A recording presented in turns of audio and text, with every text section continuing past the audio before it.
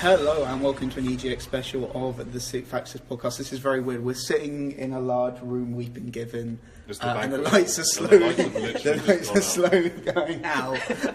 Don't know what's happening. This is very weird. We've got floor lighting though, so that's all good. Yeah, we've been given an entire room that could fit like 200 people in. And there's 4 of us. As usual, I'm your host, Kris. Joining me today is the editor-in-chief of TheSixthAxis.com, Stefan. Say hello, Tef. Hello, Tef. I can hear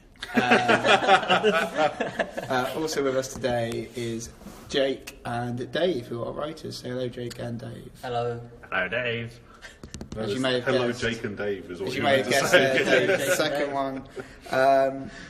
Right, so it is the end of day 2. We're going to do this day 1, but we booked appointments at the end of the day because we're fucking idiots. So we're going to talk about a few games we played. Just quickly run down a couple of things. Probably the biggest game here that we're interested in is Sonic Mania. This is the 2D Sonic, not the 3D Sonic.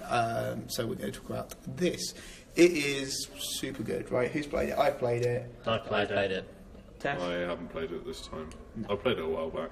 Right. But Sonic's rubbish though. fuck you.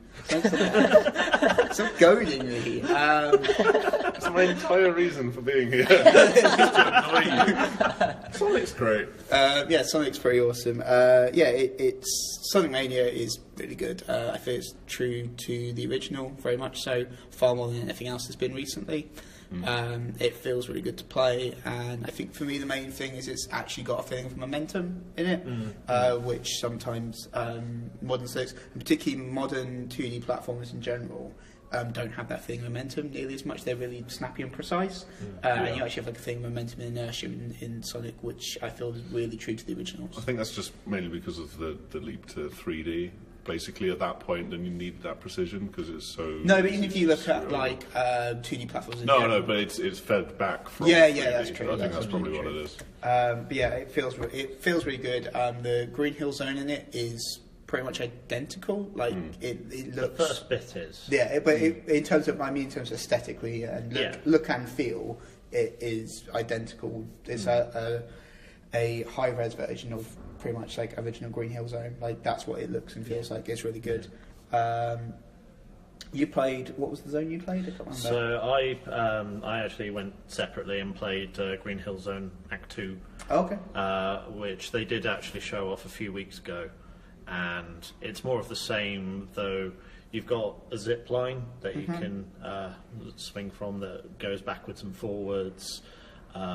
You've also got more interaction with the stage, so the fire shield, if you run along the spiked log bridge from Green Hill Zone, if you remember that, it now catches on fire and disintegrates, and you can actually run on the disintegrated bits as they're falling, which is quite amazing. Oh, that's quite cool. That's it looks similar weird, to Sonic 3. I think Sonic 3 had some stuff like that. not Knuckles. so much. I think it had disintegrating things in the early stuff when you get like fire raining down on you from the big sky ship. Maybe. Yeah. I honestly don't remember much of Sonic and Knuckles, but Yeah. it might be that. But in any case, Just the drugs. in any case, it was Bad time for you, Dave. yeah, I bad remember time. that. Sorry about that. Sorry to bring it up again. Just a bad trip. But yeah, no, it's really, really, really good. I didn't get to see the boss, unfortunately. Okay.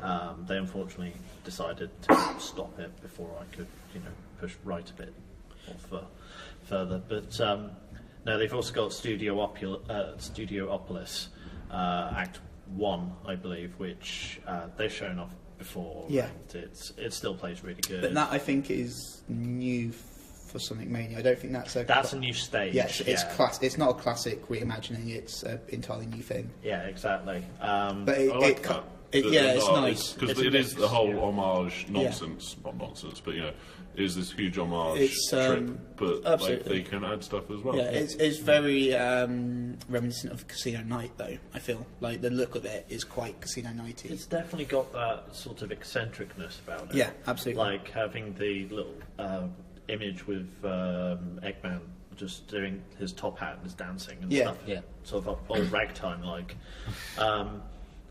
But in terms of the level structure that they've got so far, they revealed what's it called? Mirage Saloon Zone, which is a mix between a Western saloon and desert. Oh, okay.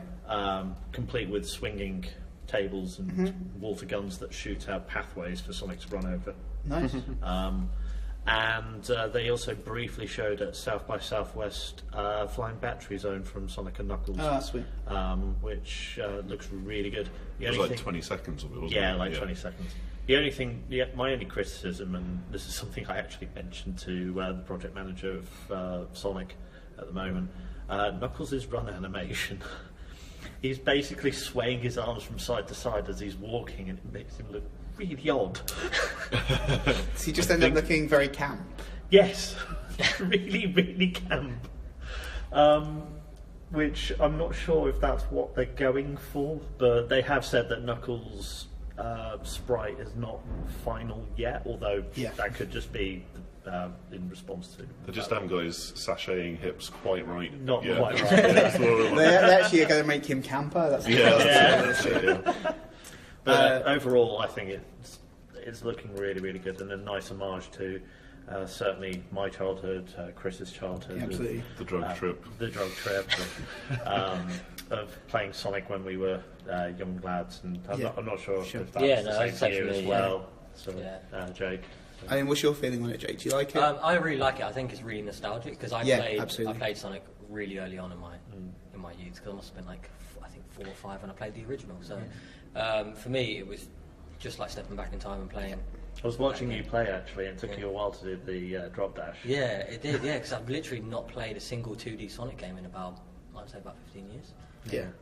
So it was quite an experience. But that drop dash is like brand new. It's like you jump and then you hold but the button down. Once I had that, it was second nature. Yeah, it was literally second nature. It felt like it had always been a part of the game. Yeah. So it's quite a unique feature to put in. Yeah, absolutely. And not only that, but I thought the levels had a bit more thought to them as well.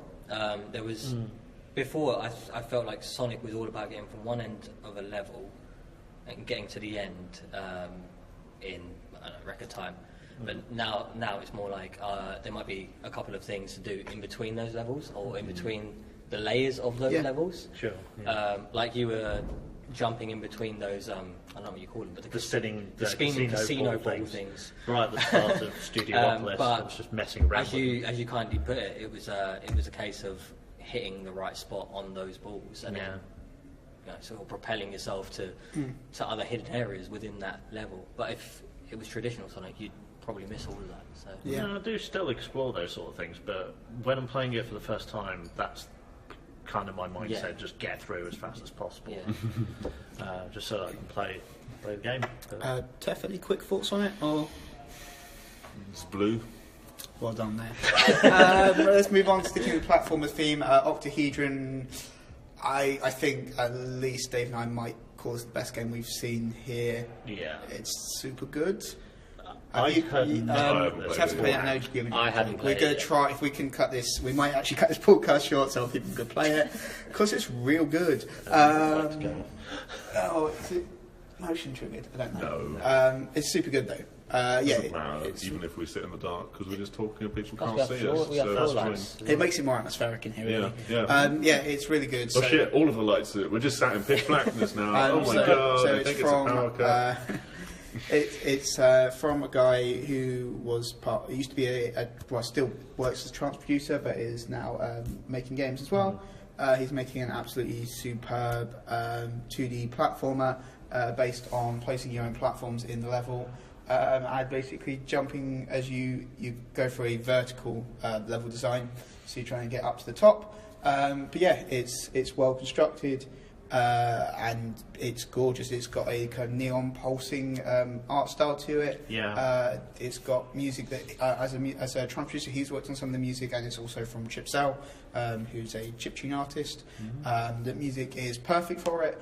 I would say more, but there's like preview up on the site. I read this morning. It is already live. You should go read it. It is pretty glowing in its praise, I feel. It's probably one of the most glowing neon. Maybe it's crap. It's almost certainly one of the most positive articles we've written about a game in a while. Like, it's very, very positive. It's too bright now. Yeah, but it's just a really, really enjoyable game. Yeah. Like, it's a lot of fun. It's well realised. Go and check it out. We're also going to have a video of it reasonably soon. Yeah. That Dave has captured of it, just to give us a little bit more. Some more context. Yeah, give more. It is really a game you need to see in motion. They actually recommend showing it as GIFs, which we could post on our social media, actually. Because we don't want to post them on the site because they slow down the site loading, but we might post them on social media. They did say that when I was recording it, they wanted the sound in more than anything else. The soundtrack perfect. is pretty much key to understanding, because the actual gameplay is tied to the soundtrack. Yeah. In the like, it's all rhythm based as well. Yeah. And that's one thing Kris said. Like, he found himself jumping in rhythm with the music. It's kind of, it's not explicitly a rhythm game, but not explicitly. But you end up playing it as a rhythm game. Exactly. Like, your body basically just takes over, and it's like, no, I've got to jump to the beat, and it works perfectly. It's real good, and you should really check it out, guys. Like, we like this game. It's one of the best platformers I've seen in a long time. That's not Sonic. It's probably the best new platformer I've seen since like Super Meat Boy. In terms of like a brand new thing, like, it's really good. And I think what's interesting is it's doing something new. It feels like it is very fresh and new. And the main thing about it as well is technically it is so smooth. It is by far one of the smoothest games I've played in terms of just feel and frame rate. Like, it feels like there's very little input lag. It feels like the frame rate feels really smooth, locked. I think I can't say for sure. They say on the website. Yeah, but it feels like it's 100% 60 frames a second. Yeah, it feels like it's at least running at 60. It feels like it's a very high frame rate game. Yeah. It's excellent. Moving on from that though, Tef, you wanted to talk about Battalion 1944, which you got to see by appointment. I did, yes. So this is from Bulkhead Interactive, who did... I forgot the name of it. You reviewed it though. It's the one. It's the puzzle game, first-person puzzle game, where you're on one of the moons of Jupiter or something. Oh. We'll cut this out. Whatever. We'll cut this out, won't we? No. Turing test. That's it. Yeah. So it's That is a departure. It is a bit. So they... By the way, this is like brand new, right? They announced this pretty much at the start of the show. Yes, and I think they've pushed out a small trailer, but talking to the guys, like, they are just, like... It was quite funny. He was relating how he explained to his mum that they're putting out a bad trailer just to, like, keep people's expectations low. Okay. Because... Okay. That's quite a unique approach. No, but, you know, like, realistic, they wanted to put out just 15 minutes of pure gameplay so that people could see what the game is and know this is what we're going to get. Because what you're going to get is effectively Call of Duty 2. Like, that's the feel that they want. They've actually... I mean, I've got no complaints about that. Yeah, exactly. They've actually gone and basically reverse-engineered the Car 98, or whatever that gun is called. Yeah.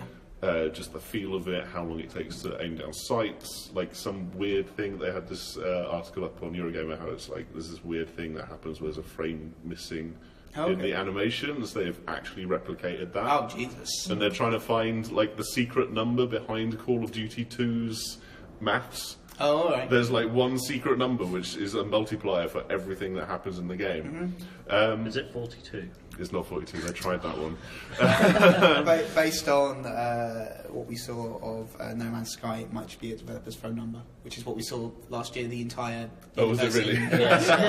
It's seeded by the lead dev's mobile number. It could be something like that. I think they did get in touch with one of the old Call of Duty devs, and they asked, "How did you do this?" And they were like, "We don't know. The person that did it was drunk.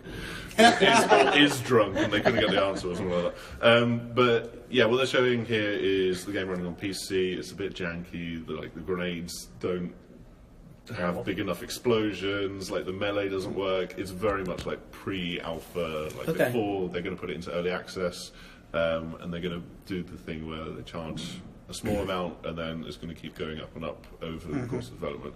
But it's going to be just that. I really like that as a sales approach, though. I always like that idea. If you come in like on the ground floor really early, it's cheap. Yeah. And because you're not getting a lot. You're not getting a lot, and also it's going to be a bit broken sometimes. Which and is it's still under development. And people don't complain as much then. Yeah, exactly. And yeah, they've gone for this on PC in particular. It's a very, very twitchy World War II shooter. There's no like mantling animations. It's just very purist jump over stuff. You don't really have. I doubt they're going to put in kind of leveling up and perks that you have in Call of Duty 4. It's very much that shooter from 2005, 2006, that era. That's great. And it's very good. It is also going to come to console. They're in talks with Microsoft for Xbox, and apparently Microsoft are getting hassled because people want to have it on Xbox. So they're like, can we sort this out? But yeah, we will have something written up next week and a nice interview with that crazy story about explaining to the developer's mum why they're putting out a not amazing trailer. Jake, you wanted to talk about SteamWorld Dig. SteamWorld Dig 2? Yeah. SteamWorld Dig 2, yeah. So, Which I think you've seen as I well. played that as well, and then I chatted with the community manager for like 40 minutes. Wow. It didn't feel like it was 40 minutes, but we were just chatting for a long time. Yeah, but you bitch at me when I do ridiculously long interviews. Yeah, but that's because then I have to transcribe it because you're lazy. Yeah, I'm very lazy. That's reasonable. Yeah, I'm only going to pick and choose bits from this anyway, so it's fine. So in regards to SteamWorld Dig 2, This is on Switch, yeah? yeah, on Switch. So what I liked about that was the fact that it sort of took what we all sort of liked about SteamWorld Dig 2, but incorporated a new art style. Don't hit the table. Sorry. It's just like, everyone here listening is going to be like, Yeah. they don't enjoy it. Sorry. It's just the intonation. You could have said, Jake, could you please not hit the table? But you just went, don't fucking stop it, prick. What are you doing? No, it's fine, it's forced to habit. So what I liked about SteamWorld Dig 2 was... I would like to point out Jake has now folded his arms, put his hands away, just so he's not even tempted. So they don't get cut off. What happens when we all get together? That was the implication. Yeah, I will cut your hands if otherwise. Yeah, so the good thing about SteamWorld Dig 2 was the fact that it incorporates sort of the gameplay that we liked about the original, but changed the art style completely to something that's a bit more modern.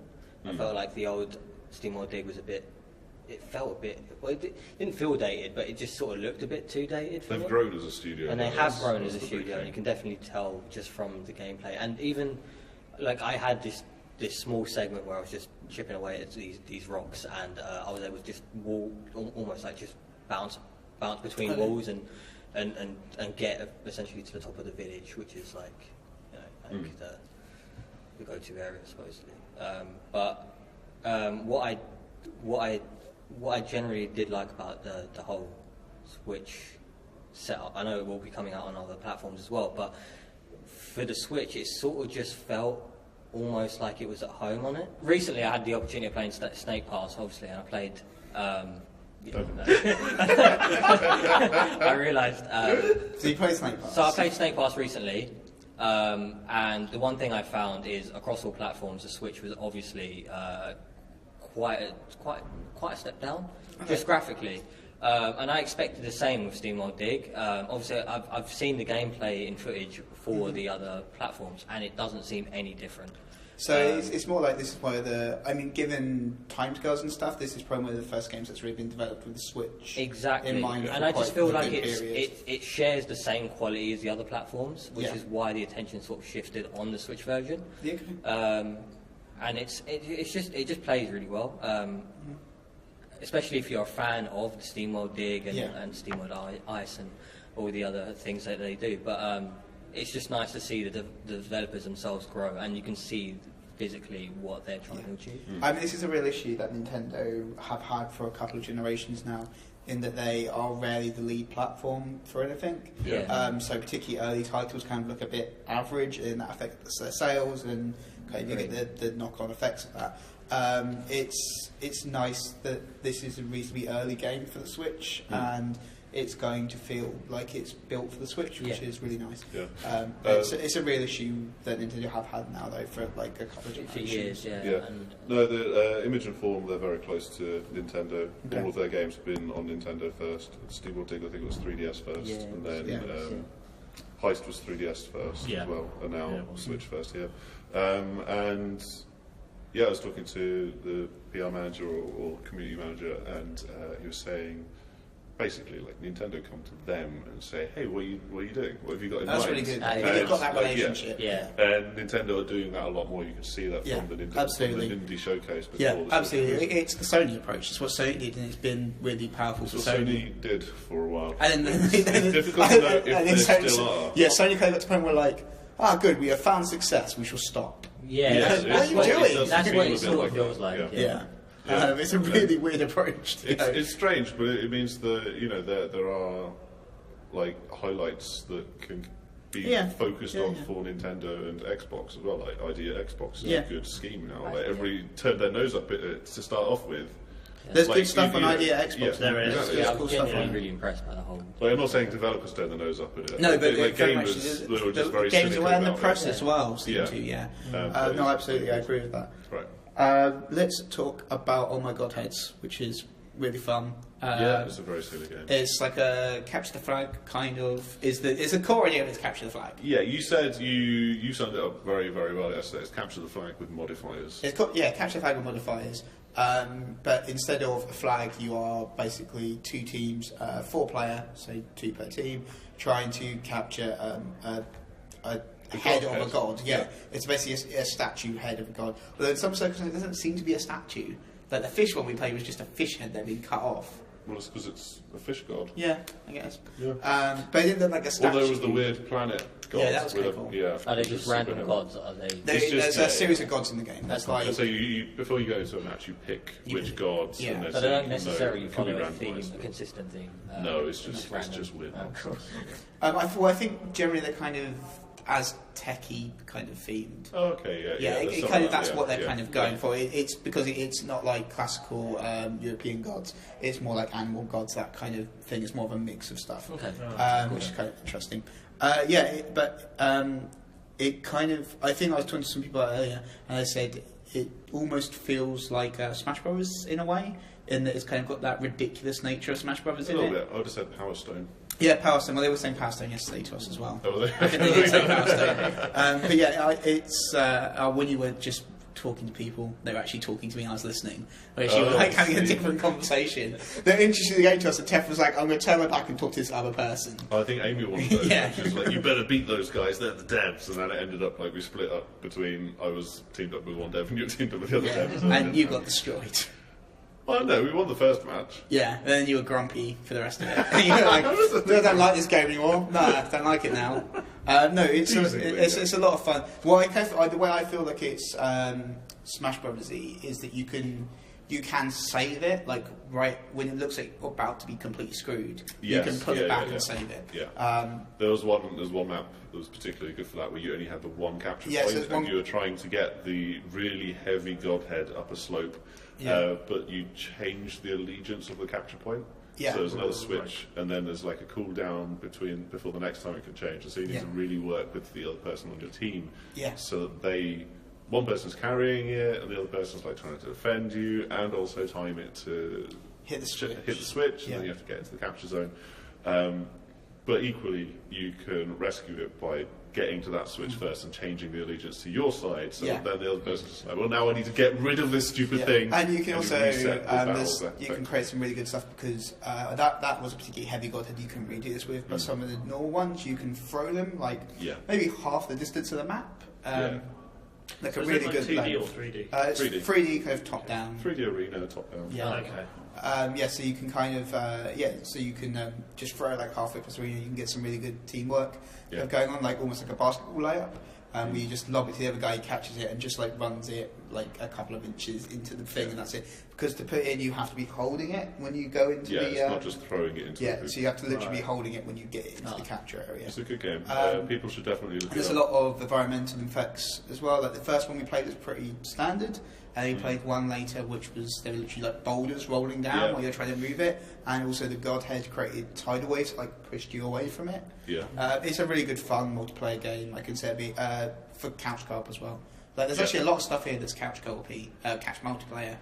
which is lovely. Like, Yeah, no, this one's definitely a good one for. I think people are like Overcooked, but want something that's if you want a bit more competitive. If you want Overcooked but competitive, that's actually a really good way to describe it. It's got a very similar aesthetic to Overcooked and very similar feel to like the way movement works and stuff.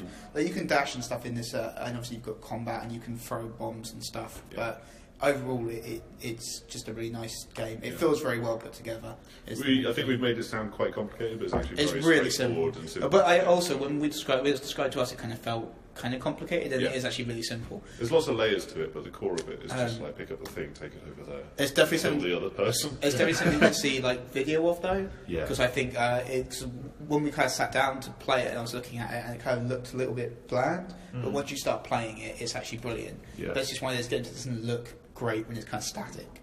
Like it looks a bit dull, which I think is also very true of Octahedron. Like Octahedron, if you just see the screenshots of it, it kind of looks a bit weird and out of context. It's definitely one of those games you need to see in movement. Yeah, for sure. Everything. Dave, you want to talk about Tokyo 42? Yeah, so which I've played as well and is good. Yeah, it's really, really good.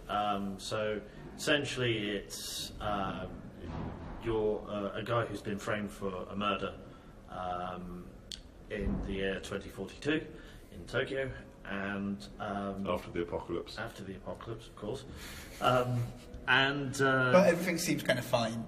Everything's fine, but it's because people live on the tops of skyscrapers Yeah, now, that's true. basically. And one of the main things is, in order to get the heat away from you and discover who put the hit on you to frame you for this murder, you need to go and murder people.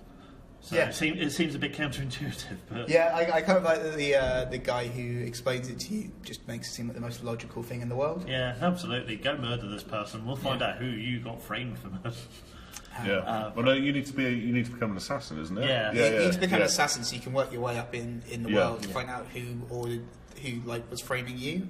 But I'm pretty sure the guy who's your handler is the guy who framed you. Oh, it's is my guess. Should be. I That's a was pretty thinking decent that. guess. I was Yeah. definitely thinking that. Because he's literally like when the police arrive, he's waiting outside your apartment, and you're like, that seems like he's probably the guy who set you up.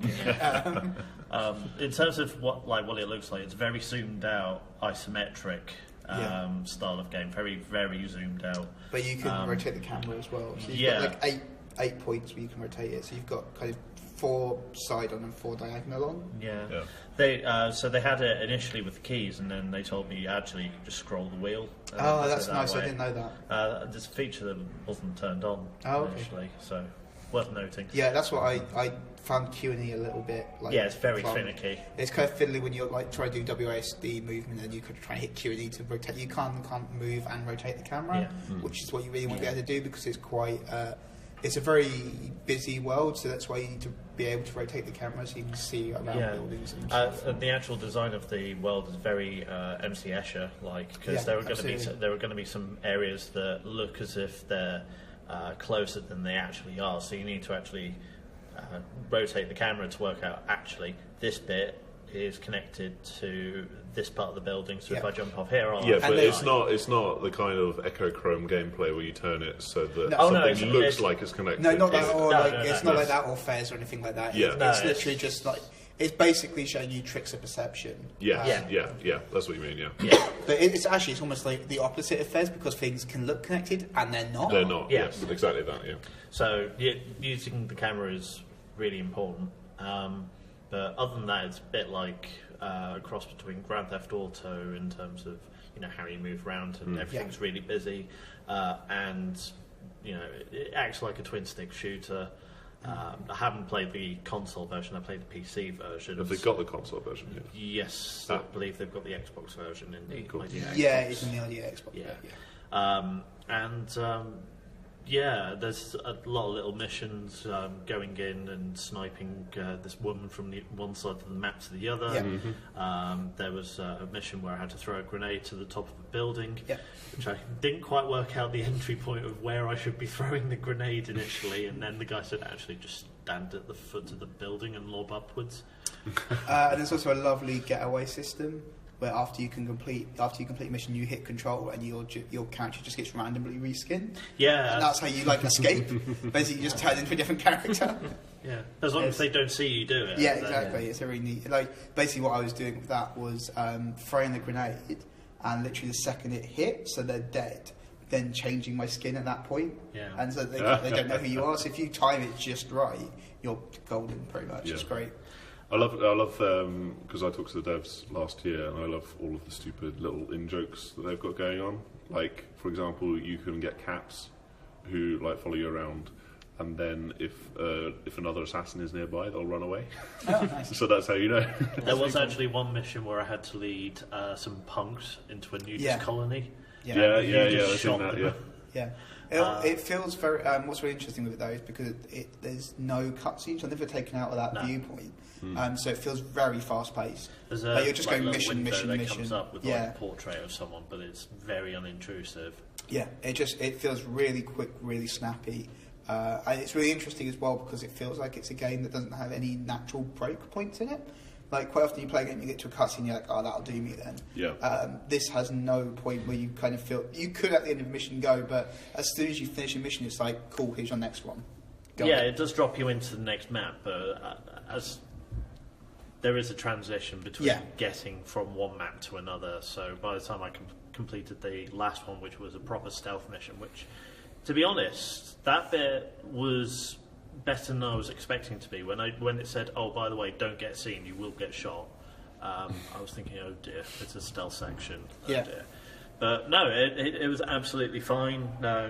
Didn't look as if like anyone would see me too obviously, and when they did see me, it gave me a little bit of a warning that someone had noticed me and I needed to hide a bit better.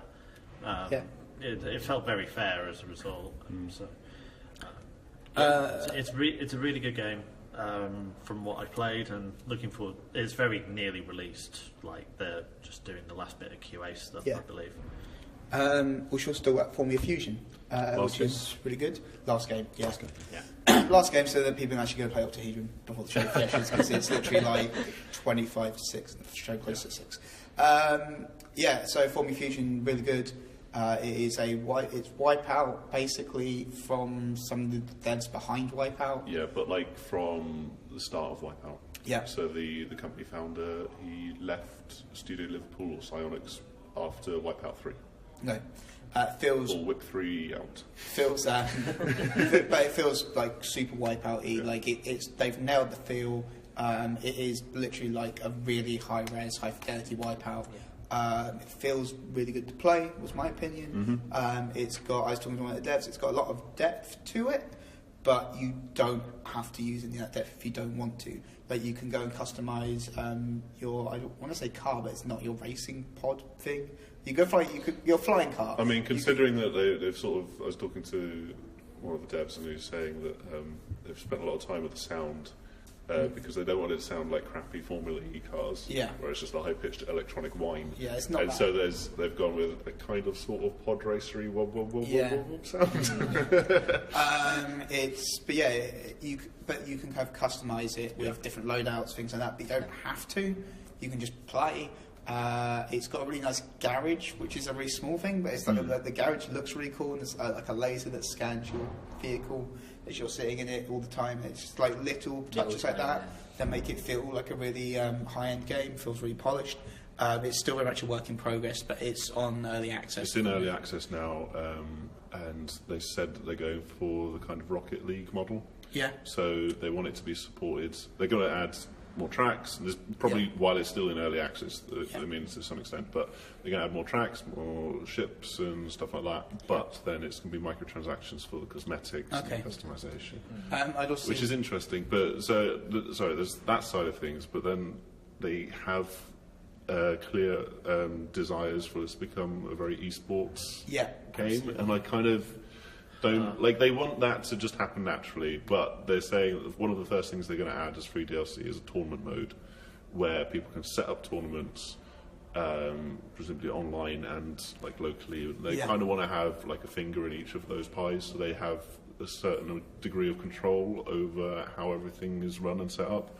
I think that side of things is ambitious, definitely. Yeah, for sure. Especially given that it's a racing game and there's like power-ups in it and stuff. From what I Yeah, saw. well, I mean, yeah, you can do. There's so many game modes. It's But all of the Wipeout game the- modes, like but clean races Yeah. and stuff like that. Okay. But the power-ups in it are you pick your power-ups at the start of the race as loadouts, Yeah. so you're not getting random power-ups. You pick the weapon you want, and then the power-ups grant you that weapon, basically. Yeah. Oh, I But they do also want to have teams. So it's kind of like you've got, let's say, a team of 3 people, and you've got one person who you want to get out front because they're fast, and then you've got the other 2 who are going to act as blockers. So cycling.